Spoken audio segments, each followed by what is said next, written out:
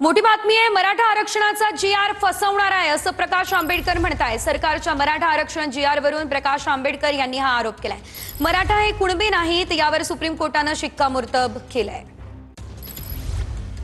Supreme कोर्टाने सुद्धा शिक्कामोर्तब त्या ठिकाणी मारलेला आहे की सर्वच मराठा हे कुणबी आहेत असं सरसकट त्या ठिकाणी धरता येत नाही।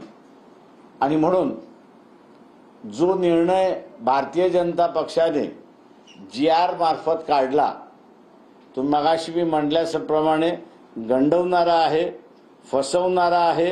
राधाकृष्ण विखे पाटील त्यांची समिती होती त्यालाही फसवलंय, गंडवलेलं आहे। जस्टिस शिंदे यांची कमिटी होती त्यालाही त्या ठिकाणी गंडवलेलं, फसवलेलं आहे।